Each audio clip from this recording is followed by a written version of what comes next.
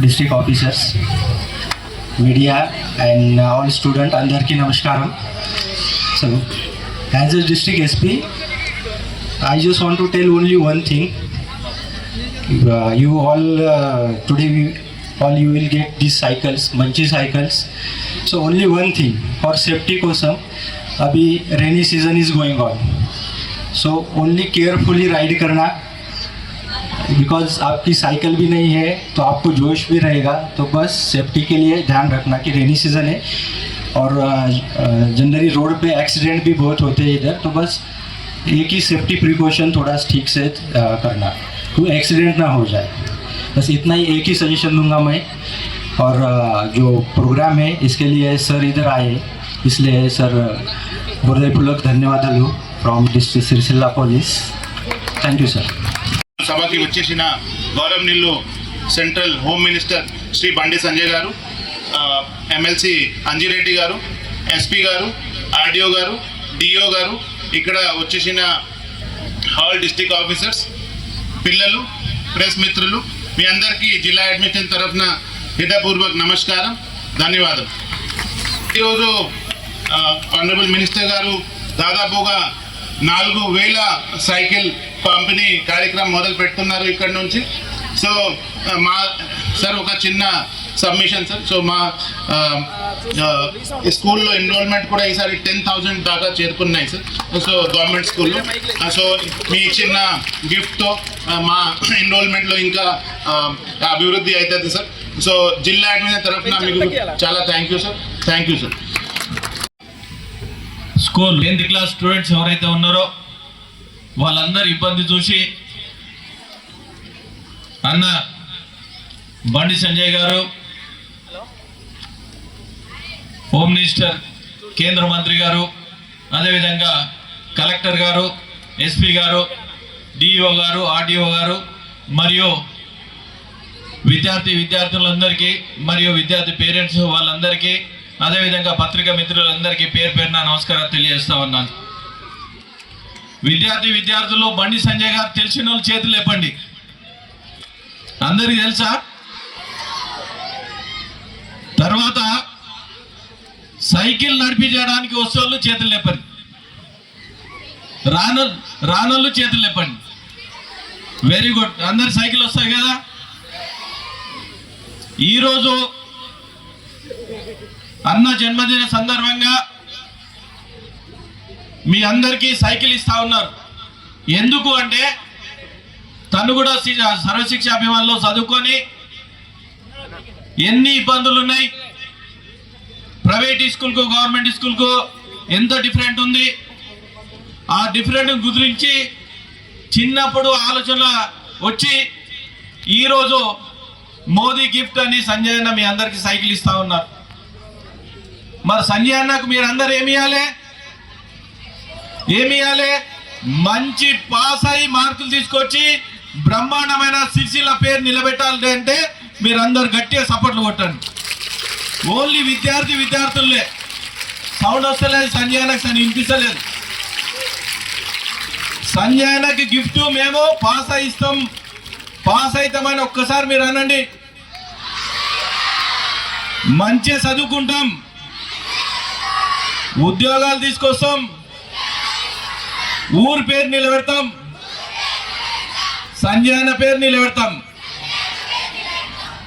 ఆ విధంగా ఎందుకంటే విద్యార్థులకు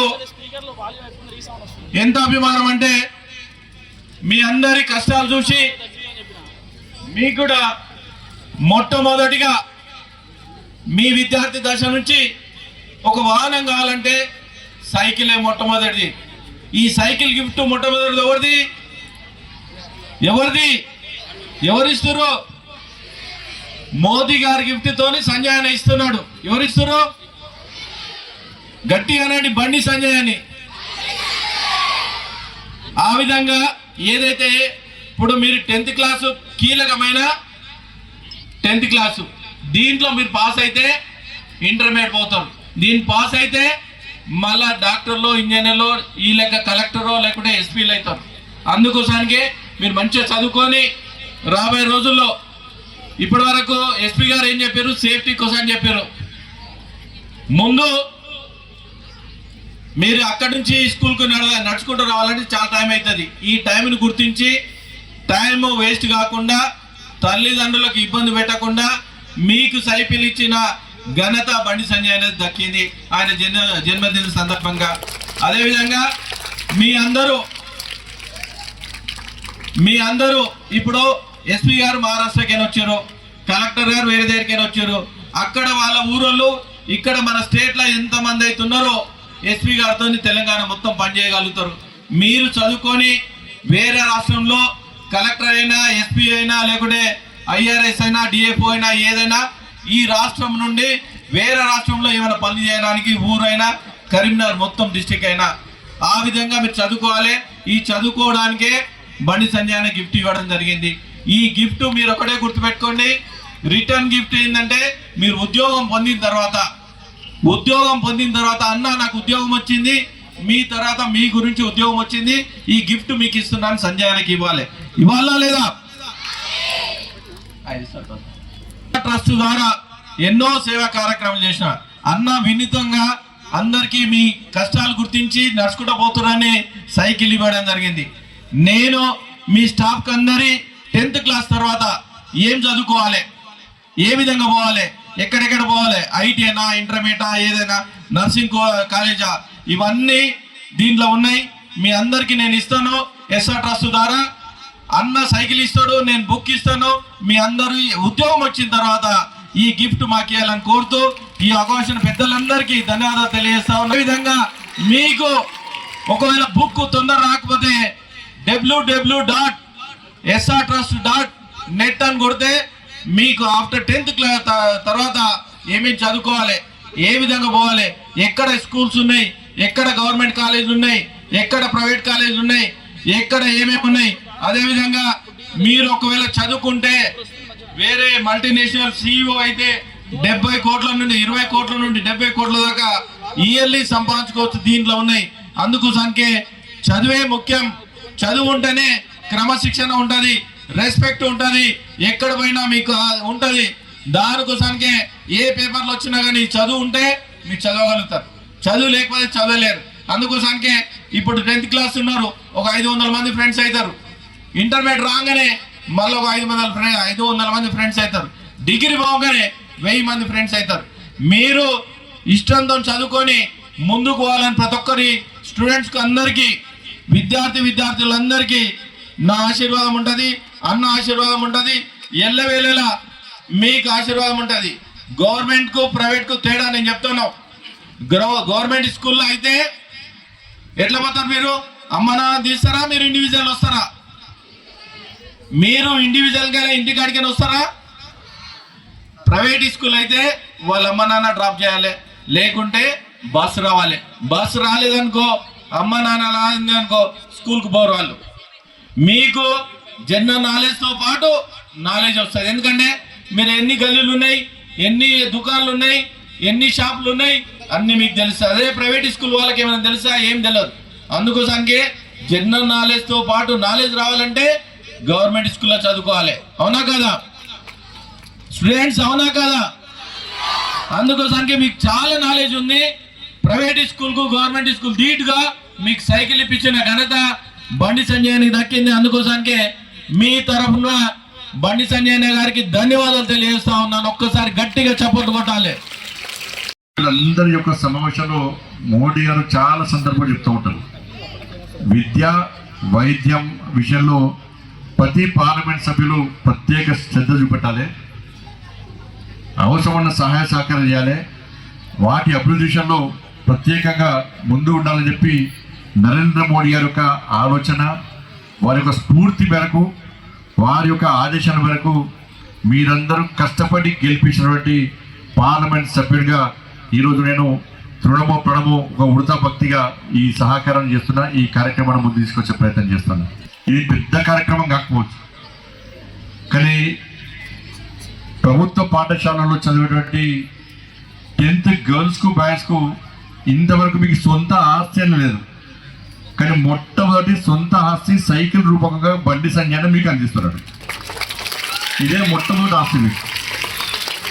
మొన్న కరీంనగర్లో నేను 8th క్లాస్ నుంచి మా నాన్న దగ్గర గొడవ చేస్తున్నా సార్, సైకిల్ ఇవ్వాలి సార్, కానీ మొట్టమొదటిసారి మోడీ గిఫ్ట్ నాకు వచ్చింది సార్ అన్నాడు. ఇంకో అమ్మాయి వచ్చింది, సార్ నేను పూరి కూర్చొని సార్, మా అమ్మాయికి బట్టలు చినిపోతున్నాయి, కాళ్ళకి చెప్పుల్లో, చాలా పేదరికం సార్. మా నాన్నకే సైకిల్ లేదు సార్, నేను కుడిద్దామంటే మా ఫ్రెండ్స్ అందరూ ప్రైవేట్ స్కూల్లో చాలా మంది మా చుట్టుపక్కల ఫ్రెండ్స్ అందరూ సైకిల్గా పోతుంటారు సార్. నేను సైకిల్ కొనిమని అని అడుగుదాం అనుకుంటే మా నాన్నకే సైకిల్ లేదు, ఏ విధంగా బాధ పెట్టాలని చెప్పి లోపల ఆలోచిస్తున్నా సార్. మా నాన్నకే సైకిల్ లేదు, ఈరోజు మోడీ గారి గిఫ్ట్ పేరు మీద నాకు సైకిల్ వచ్చింది సార్, సంతోషం సార్ అన్న. మరి సైకిల్ నీకు కావన్నా మీ నాన్నకు కావన్నా అంటే, సార్ డే మొత్తం నేను దొరుకుతాను సార్, స్కూల్ కూడా నేను తీసుకోవద్దు సార్, సాయంత్రం మాత్రం మా నాన్నకి ఇస్తా సార్ అంటుంది.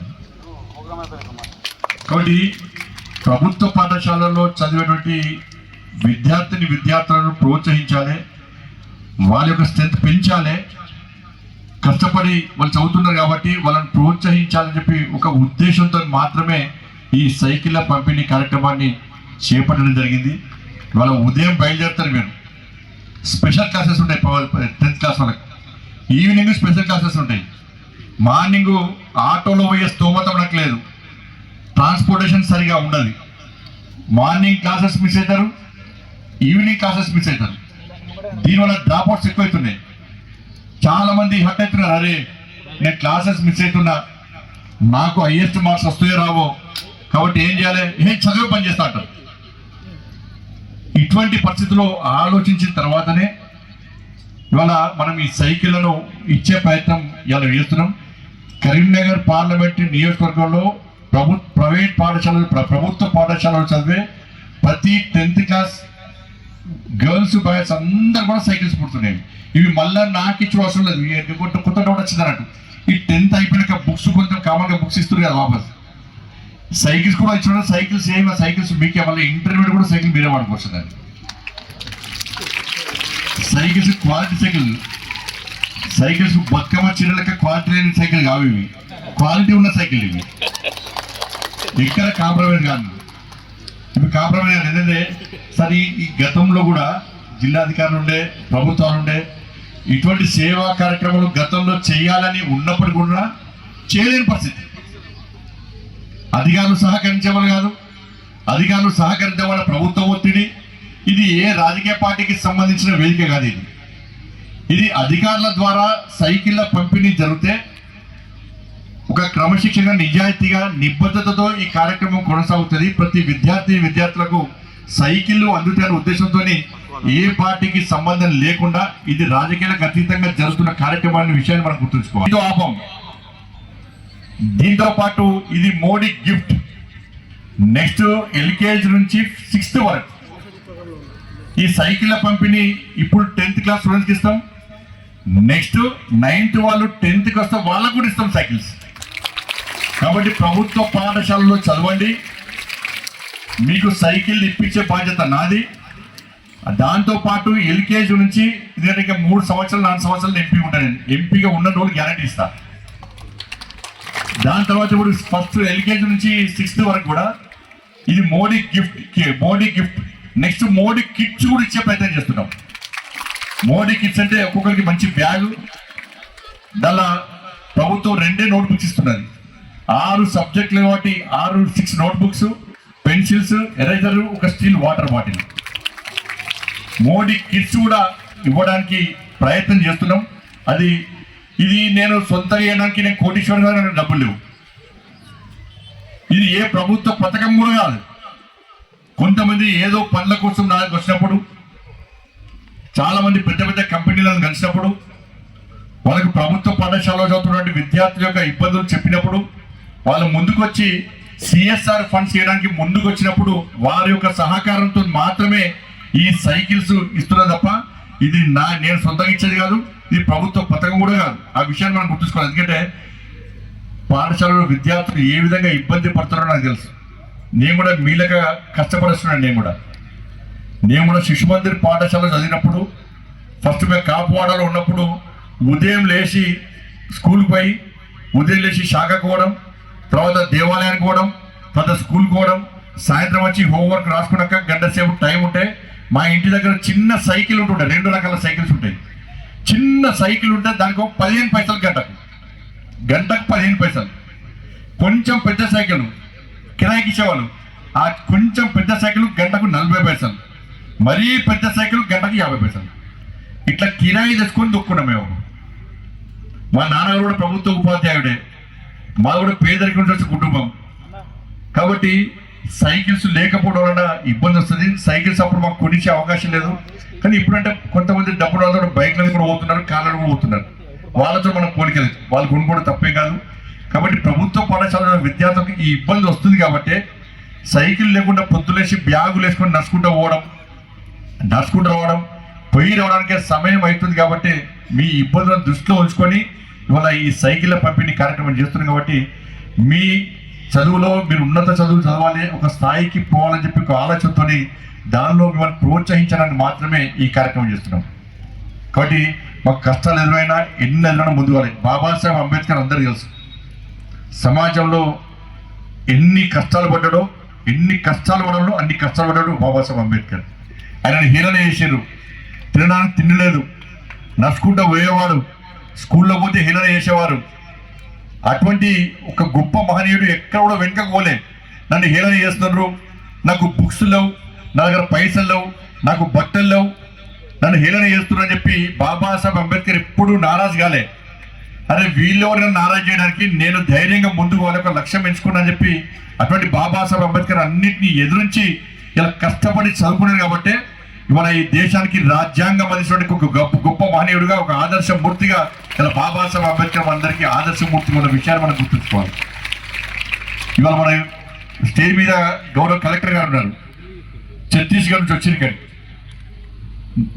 ఉత్తరప్రదేశ్ వచ్చిన ఇక్కడికి, చాలా మంచి కుటుంబం నుంచి వచ్చింది. వాళ్ళ ఒక లక్ష్యం, నేను ఐఏఎస్ కావాలి, నేను సమాజానికి సేవ చేయాలి, నేను చదువుకున్న చదువు సమాజానికి ఉపయోగపడాలని చెప్పి ఆలోచనతో ఒక క్రమశిక్షణ గల కుటుంబం పుట్టి ఈరోజు కలెక్టర్ గారు సందీప్ కుమార్ ఝా గారు మీ అందరికీ స్ఫూర్తి, మీ అందరికీ ఆదర్శం. ఇలా ఎక్కడ పోయినా సందీప్ కుమార్ ఝా గారు ఒక మార్క్ చూపడతారు. ఆయన నిబద్ధతతో పనిచేస్తారు, కొంచెం కఠినంగా ఉంటాడు, ఆయన కొంచెం బాధపడతారు చాలా మంది కూడా. కొన్ని విషయాలు కఠినంగా ఇవ్వాలి చెప్పి ఆయన అడిగా సార్, అది కొంతమందికి ఇబ్బంది వస్తుంది. కానీ ఆయన మంచి కోసం చేస్తున్న విషయాన్ని మనం గుర్తించాలి. ఆయన చేసినప్పుడు మంచి కోసం చేస్తున్నాడు, మన కోసం చేస్తున్న విషయాన్ని గుర్తించుకోవాలి. ఈ కొంతమంది పైరవ చెప్తే పైరవ కాకుంటే ఈ కలెక్టర్ గా మంచివాడు కాదు, ఈ కలెక్టర్ ఏం చేస్తున్నా కొంతమంది తిట్టుకుంటా ఆయన ఏం బాధపడాడు. అటువంటి కలెక్టర్ కాదే, ఆయన మంచి ఆఫీసర్. ఆయన మన ఎస్పీ గారు మహారాష్ట్రలో ఎక్కడో మారుమూల ప్రాంతంలో పుట్టి వాళ్ళ పేరెంట్స్ ఇద్దరు కూడా వ్యవసాయం చేస్తారు. ఆయన ఏ కోచింగ్ తీసుకోలే, మహేష్ గారు ఎస్పీ గారు ఏ కోచింగ్ తీసుకోలే. చాలా మంది ఢిల్లీ పోయి హైదరాబాద్ పోయి ఎక్కడ కోచింగ్ తీసుకుంటారని, తీసుకోవడం తప్పు కాదు, కానీ కోచింగ్ తీసుకుంటేనే సక్సెస్ అవుతామనే తప్పు. కోచింగ్ తీసుకుంటేనే సక్సెస్ అవుతాం తప్పు. మనకు ఒక ప్రణాళిక ఉండాలి, ఒక పట్టుదల ఉండాలి, క్రమశిక్షణ ఉండాలి, ఒక లక్ష్యం ఉండాలి. ఈ 4 ఉంటేనే మనం అనుకున్న లక్ష్యాన్ని చేరుకుంటాం. మనం ఏ శిక్షణ లేకుండా ఒక వ్యవసాయ కుటుంబంలో పుట్టి అలా ఐపీఎస్ కావాలన్న లక్ష్యం ఉంది, క్రమశిక్షణ ఉంది, ఒక ప్రణాళిక ఉంది, ఒక పట్టుదల ఉంది. కాబట్టి మన ఎస్పీగా ఐపీఎస్గా ఇవాళ ర్యాంక్ సాధించి ఇవాళ మనకు ఎస్పీగా ఉన్నారంటే వీళ్ళు మనకు స్ఫూర్తి. కాబట్టి మీరు కూడా ఉదయం లేచి చదువుకోవాలి. మనం ఉదయం పేజీలు తిరిగేస్తూ ఉంటాం, బుక్స్ చదివేటప్పుడు తల దించుకొని చదవాలి. మన శ్రద్ధ అంతా చదువుతున్న బుక్స్ మీద ఉండాలి. తల దించుకొని కష్టపడి చదివితే భవిష్యత్తులో తలెత్తుకొని సంస్కారంగా బతికే స్థాయి మనకు వస్తుంది.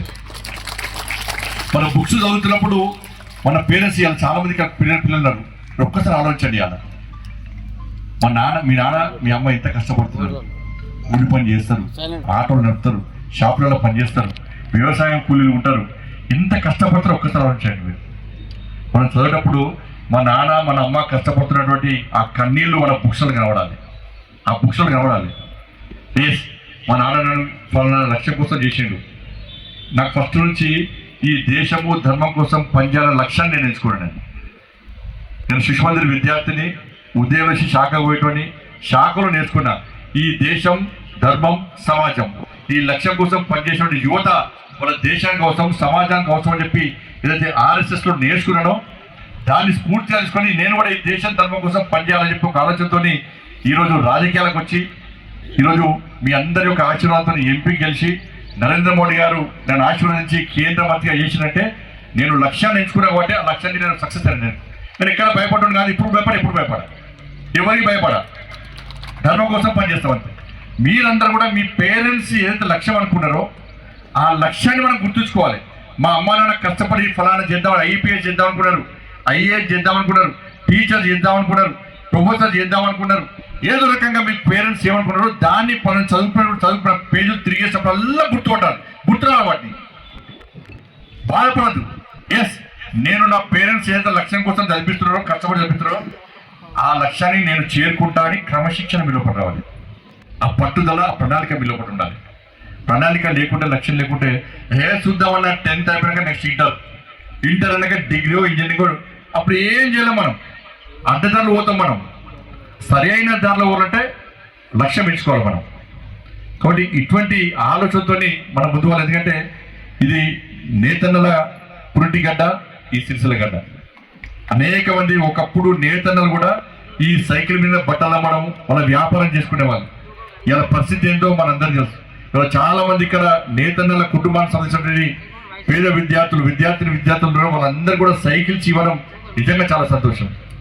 కాబట్టి మీరు అందరూ కూడా భవిష్యత్తును దృష్టిలో ఉంచుకొని మీరు కష్టపడి చదవండి. మిమ్మల్ని ప్రోత్సహించే బాధ్యత మాది. ఈ సైకిల్స్ ఇస్తున్నాం అని చెప్పి ఆ పేరు కోసం కాదు, మేము సైకిల్స్ దేనికోసం ఇస్తున్నాం, ఎందుకు ఇస్తున్నాం అని చెప్పి ఆలోచించి మీరు భవిష్యత్తును నిర్ణయించుకోండి. ఒక్క సైకిల్స్ ఇస్తేనే ర్యాంక్స్ రావు. ఫలానా వాళ్ళ ప్రైవేట్ పాఠశాలను వ్యతిరేకిస్తలేను, కానీ ప్రభుత్వ పాఠశాలలో మీకు చదువు చెప్పే ఉపాధ్యాయులు బీడీలు చేస్తారు, ఎంఈడీలు చేస్తారు, పెద్ద పెద్ద డిగ్రీలు చేసి అన్ని ఎగ్జామ్స్ రాసి గవర్నమెంట్ పరీక్షలో క్వాలిఫై అయ్యి ఉత్తీర్ణులై అర్హత ఉన్న వాళ్ళు మాత్రమే మీకు చదువు చెప్తారు. ఇలా కొన్ని ప్రైవేట్ పాఠశాలలో కనీసం డిగ్రీలు ఉన్నాయి, కనీసం పీజీలు ఉన్నాయి, అర్హత లేకుండా కూడా ఇలా పాఠాలు చెప్పే పరిస్థితి వచ్చింది. కానీ ఇటువంటి పరిస్థితులు ప్రభుత్వ పాఠశాల చదువుకోవడం చాలా గర్వకారం, చాలా గొప్ప, మీకు చాలా అదృష్టవంతులు మీరు అందరూ కూడా. ప్రభుత్వ పాఠశాల, ఎందుకంటే గతంలో మొన్న సిరిసిల్లలో కలెక్టర్ గారి యొక్క కృషి వల్ల ఫలితాల్లో ఫిఫ్త్ ప్లేస్ పడ్డది. 5th ప్లేస్ అంటే మామూలు విషయం కాదు. బట్ నెక్స్ట్ మనం ఫస్ట్ ప్లేస్ రావాలంటే మీరు కష్టపడి చదవాలి. అధికారులు మీకోసం పనిచేస్తున్నారు. మన సిరిసిల్లకు పేరు రావాలంటే మీరందరూ కష్టపడి మనం చదువుకోవాల్సిన అవసరం. కాబట్టి బట్టి పట్టద్దు. ఎక్కడ డౌట్స్ ఉంటే నారాజు కావద్దు, హత్య కావద్దు, బాధపడే ప్రయత్నం ఎక్కడ చేయద్దు. పిరికితనం మీ లోపల ఉండదు. ఆ విషయాన్ని మీరు దృష్టి ఉంచుకోండి. ఎందుకంటే కేంద్ర ప్రభుత్వం విద్య విషయంలో మొదటి నుంచి కూడా ముందుకు వస్తున్నది. ఇవాళ 2000 మోడీ గారి ప్రభుత్వం రాకముందు 2014-2015లో విద్య కోసం కేటాయించిన బడ్జెట్ ఎంత అంటే కేవలం 68,000 కోట్లు మాత్రమే బడ్జెట్ కేటాయించారు. కానీ నరేంద్ర మోడీ గారి ప్రభుత్వం వచ్చినాక అంతేందుకు మొన్న 2,025 రూపాయలను ఇవాళ విద్య కోసం కేంద్ర ప్రభుత్వం, మోడీ గారి ప్రభుత్వం కేటాయించింది. ఈ 11 సంవత్సరాల్లో 8 లక్షల కోట్ల రూపాయలను ఇలా కేవలం విద్య కోసం ఇలా కేటాయించాం. ఇలా ఏకలవ్య పాఠశాలలు కానీ, దాంతోపాటు కేంద్రీయ విద్యాలయాలు కానీ, నవోదయ పాఠశాలలు కానీ, సైనిక్ స్కూల్స్ కానీ, ఇవన్నీ కూడా క్రమశిక్షణకు మారుపేరుగా ఇవాళ దేశవ్యాప్తంగా ఇలాంటి విద్యా సంస్థలను ప్రారంభించి విద్యార్థులకు విద్యతో పాటు దేశము, ధర్మము, సమాజం పట్ల సేవా దృక్పథం ఆలోచించే విధంగా మన ఈ సంస్థ, ఈ విద్యా సంస్థలను కూడా మనం పనిచేస్తామండి. బట్ దయచేసి మీరందరూ కూడా సిరిసిల్లలో ఉన్నటువంటి ఈ విద్యార్థులందరూ కూడా మీరు కష్టపడి చదవండి. మీ తల్లిదండ్రులు అనుకున్న లక్ష్యాన్ని మీరు చేసుకునే విధంగా మీరు పనిచేయండి. స్టైల్గా తిరగడం తప్పు కాదు, కానీ దానికే పరిమితం కావాలి. ఇలా నేను చాలామంది ఐఏఎస్, ఐపీఎస్ అందరూ చాలామంది కలుస్తూ ఉంటారు. వాళ్ళందరూ ఇక్కడ ఉంటే అందరు గవర్నమెంట్ స్కూలే. మీరు అవన్నీ చూసి 1, 1, 1, 2, 2, 3 ర్యాంకులు వస్తాయి. వారి కోసం వాళ్ళు చూసి బాధపడదు. ఇలా ప్రభుత్వ పాఠశాలలు ఇట్లా ప్రభుత్వం తలుచుకుంటే, ప్రభుత్వ పాఠశాలలు తలుచుకుంటే ఈ పబ్లిసిటీ చేయాలనుకుంటే 1 ప్రభుత్వ పాఠశాలకి, 2 ప్రభుత్వ పాఠశాలకి, 3 ప్రభుత్వ పాఠశాలకి. అవన్నీ ర్యాంకులు కొనుక్కున్నారు. కానీ ర్యాంకులను సాధించేది ప్రభుత్వ పాఠశాల విద్యార్థులు. అట్లా అని చెప్పి ప్రైవేట్ పాఠశాలలో చదువుకునే విద్యార్థులు నలుగురు ఉన్నారు. కాబట్టి ఈ విషయాన్ని దృష్టి ఉంచుకొని మీరందరూ కూడా కష్టపడి పనిచేయాల్సిందిగా, మంచి చదువుకోవాల్సిందిగా అందరికీ విజ్ఞప్తి చేస్తూ, ఇంతకుముందు ఎస్పీఆర్ చెప్పినట్టు ఈ సైకిల్స్ అన్ని కూడా మంచి సైకిల్ తొక్క రాకుండా తొక్కద్దు, నడుచుకుంటూ పోవాలి. మళ్ళీ సాయంత్రం ఇంటికి వెళ్ళకి ఏం చేయాలి, మీ తమ్ముళ్ళకు చెల్లకపోయేది సైకిల్ తొక్కడానికి ప్రమాదాలు జరుగుతూ ఉంటాయి. సైకిల్ ఇచ్చినప్పుడు జాగ్రత్తగా మీరు దాన్ని ఉపయోగించుకోవాలి. పోయేటప్పుడు లెఫ్ట్ సైడ్ పోవాలి, వచ్చేటప్పుడు రైట్ సైడ్ రావాలి. రోడ్ క్రాస్ చేసేటప్పుడు చాలా జాగ్రత్తగా దిగి చేసుకోవాలి. దీని ద్వారా మంచి జరగాలి తప్ప మన బండి సంజయ్కు మోడీ గారికి చెడ్డ పేరు తెచ్చే ప్రయత్నం దయచేసి చెయ్యొద్దు. ఇంకొక ముఖ్యమైన విషయం ఏంటంటే, మనం కొత్త కారు కొన్నా ఏది కొన్నా కూడా ఒక 20 days తర్వాత సర్వీసింగ్ చేస్తాం మనం. 20 days తర్వాత సర్వీసింగ్ చేస్తాం మనం. కాబట్టి మీ సైకిల్ కూడా ఒక 10 days తర్వాత 15 days తర్వాత ఒక్కసారి సర్వీసింగ్ చేసుకోవాలి. ఆ టైర్ స్క్రూస్ కానీ బుల్లెట్స్ కానీ అవన్నీ కూడా కొంచెం లూజ్ అయితే కాబట్టి మళ్ళీ క్వాలిటీ లేకుండా ఇచ్చిరని చెప్పి బదనామయ్యే ప్రమాదం ఉంది. కాబట్టి ఆ సైకిల్ కంపెనీ అనే ప్రత్యేకంగా సూచన చెప్పిన వాడు మీకు చెప్తున్నా, ఒక 10 days తర్వాత వాటి అన్ని కూడా మళ్ళీ ఫిట్ చేసే ప్రయత్నం చేయాలి. మీ సైకిల్ మీరు జాగ్రత్తగా ఉపయోగించుకోండి, మీకోసం మాత్రమే ఉపయోగించుకోండి. మీకు తప్పకుండా రాబోయే రోజుల్లో కూడా ఇటువంటి సేవ చేసే అవకాశం ఇంకా ఇవ్వాలని చెప్పి అమ్మవారు వేడుకుంటున్నా. కాబట్టి ఇంత మంచి కార్యక్రమానికి మోడీ గారు ఇచ్చిన గిఫ్ట్ ఇది. కాబట్టి దీన్ని సద్వినియోగం చేసుకోవాల్సిందిగా మీ అందరికీ విజ్ఞప్తి చేస్తూ, మీరు మీ కుటుంబాలు నిన్ను నూరేళ్ళు ఆయురారోగ్యాలతో ఉండాలని చెప్పి ఆ తల్లి సరస్వతి అమ్మవారి ఆశీర్వాదం మీ అందరికీ ఉండాలని చెప్పి మనస్ఫూర్తిగా తల్లిని వేడుకుంటూ ముగిస్తున్నాను. భారత్ మాతాకి జై. ఒకరొకరుగా సైకిళ్లకు వెళ్ళే గంట గీతాలాపన, జాతీయ గీతాలాపన తర్వాత కదలాల్సిందిగా కోరుతున్నాం. ప్రతి ఒక్కరిని లేచి నిలబడాల్సింది. భారత భాగ్య విధాత పంజాబ సింధు గుజరాత జావిల వింజహి ఉచ్చల జనహితరంగా तव शुभ नामे जाहे जाहे तब जय दाता जय जय हे जय हे जय जय जय.